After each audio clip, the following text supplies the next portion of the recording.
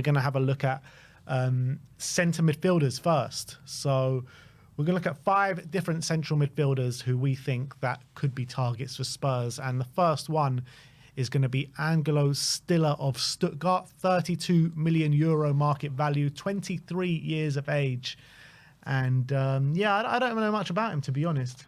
Yeah, he's really making waves in Germany at the moment. He's having a fantastic season in Stuttgart. A lot of people are talking about him as someone who's going to get a very big move this season. I think real combative central midfielder, but it's very good technically as well. Extremely impressive, progressive passer. Very good with the ball at his feet. Really good ball carrier as well. And also quite strong in the challenge. But he does it. The only question marks are how much does he get involved in the duels? I guess if you look at the stats here, if you bring him on from Stiller, you can see he's very strong in his passing metrics. Again, his dribbler's tackle percentage is strong as well, so quite good when he's being taken on. Gets on the ball a lot, but his tackle and interception metrics are quite low. So you could argue, does he have the the ability to cover the amount of ground that we need him to cover? Those kind of questions. Does he make enough tackles, interceptions? But I think he has a lot of qualities we would want in R6, to be honest. And I think he's 23 years of age as well. I think he's very impressive. Yeah. Like I said, I don't really know much about him, but he seems though that he had a Bayern Munich. He had a Bayern Munich education. He came through the ranks at Bayern Munich. Then Hoffenheim signed him, and then this is his second season at Stuttgart. So, really making a name for himself. Next up is Joao Gomes of Wolves. He's a player that I've been so impressed with over the past couple of years. 23 years of age, 40 million market value. Scored a couple goals against us. Yeah, last year he got a brace. Last year. I think he's just a player that has so much aggression, bundle of energy. I think he can contribute to the defensive and attacking phases of play. And I feel like once he goes to a better team, you'll really start seeing more out of him as well. Yeah, I think he is probably more of a box-to-box player than he is maybe a 6, which is a priority for us. But I think as an 8, he will do a really good job for Tottenham. That is obviously playing in the 5-2-3 formation that Wolves generally plays. Usually that kind of number 8 box-to-box player in the middle there. If you bring on his stats, you can see this is how he kind of profiles as a number 8 box-to-box player. Quite strong. Take-ons and attacking things. Passing a bit below average. Does make a lot of tackles in the middle third, and in tackles interceptions as well is quite strong. Quite good at carrying the ball as well. Passing metrics, not the best though. So maybe he could improve those. But obviously, again, Wolves are not the most possession-heavy team, so I think his passes get probably because of that. His passing metrics aren't as high, but I think he definitely shows a lot of potential. And the stats suggest, very combative and quite decent with the ball at his feet as well. Yeah, he's a player that I love. I really do. And I'd love to see him through the door at Spurs. But I feel like if we were to bring him in, we still need to bring in another midfielder alongside him, because I really want to see a strong 6 come in. And the next player that we're going to talk about is a really strong 6 in Morten, Hjulmand of Sporting Lisbon, 25 years of age, 45 million market value. Big downside of him, though, he does have an Arsenal tattoo. Yeah, and that obviously won't ingratiate him. Again, very good passer on the ball, very good on the ball.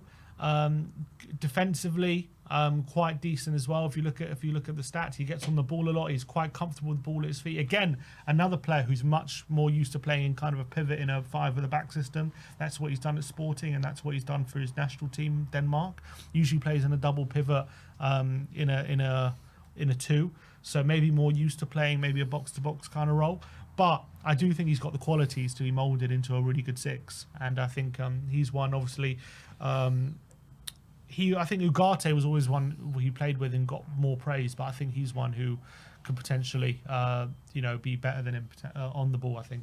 Yeah, I definitely agree with that. And I feel like he's got more maybe attributes in terms of his pace in the game and maybe reading the game a bit better because I think Agate has been a bit hit and miss in the Premier League so far, more miss than hit, to be honest. And I think this guy maybe has a bit of a better IQ about him to maybe last in the Premier League. Scored an absolute banger as well against England in the Euros. Yeah, he did. Next up is one that is probably the most likely of the lot, which is Johnny Cardoso of Real Betis, 20 million market value, 23 years of age. Spurs do have a buy option on Johnny Cardoso for the summer, but there has been rumours that Spurs might be looking to bring him in as early as this January, which I'll be very open to. 100%. A couple of downsides. He's picked up a hamstring injury this season, so another player. He's fit now, though, isn't he? He's fit at the moment, but he has picked up a hamstring injury already this season, so it's not a great look. If you look at the stats, I think very good defensively. Like you can see here, 98th percentile when it comes to tackles, interception. So really involved in the duels, gets around a lot.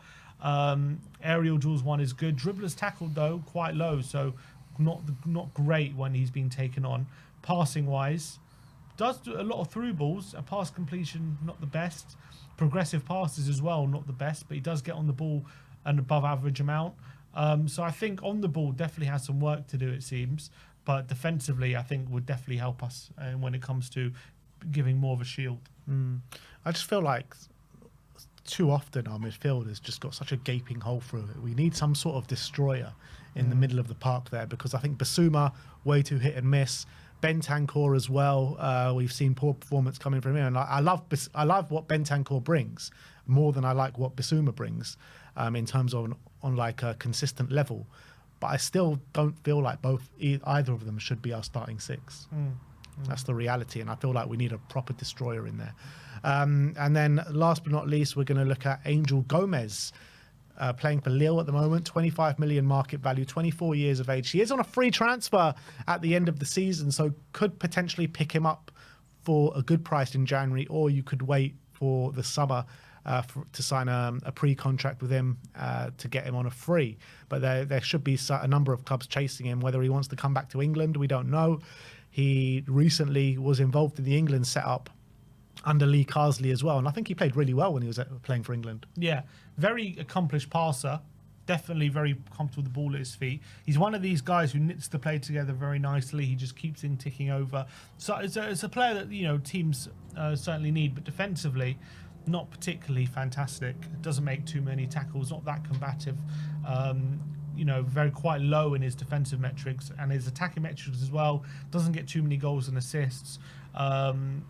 Isn't really one to be regular when it comes to in our final third output, but definitely passing is where he excels, and he's a very technical passer, and I think we saw that for England as well, and quite a decent carrier as well. So his take-ons though are not particularly good, so he's not a particularly good dribbler.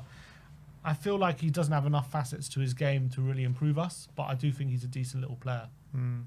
So in terms of those five players, Johnny Cardoso, Angel Gomes, Joao Gomes, Rasmus how do you pronounce it?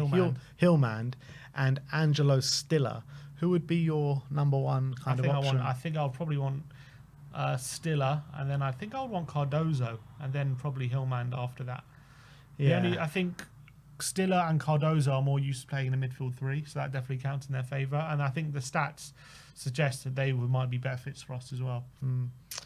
I kind of like when I see Rasmus Hjulmand play, I just feel like he could. Morten Hjulmand. I really feel he's like a manager, Rasmus Hjulmand. I feel like when I've seen him play for Denmark and when I've seen him play for Sporting, every time I felt like he can do a really good job for us in the midfield. So I feel like I would say he would be number one, but he does have that Arsenal tattoo that worked massively against him. Like, it just wouldn't sit right with me. A player starting for Spurs or playing for Spurs that has an Arsenal tattoo, it just sends shivers up my spine. Yeah. So anytime he has a bad game, I knew he was a gooner. You know what I mean? Inside agent. Exactly. Inside agent. So I want a pure number 6. I want a pure destroyer. So I think Cardoso will be my number one pick, to be honest. I don't know much about Stiller. I've never seen him play, so it's hard for me to say him. But I think Johnny Cardoso would be my number one. But let us know your thoughts in the comment section below. Which central midfielder out of those 5 would you like to see at Tottenham?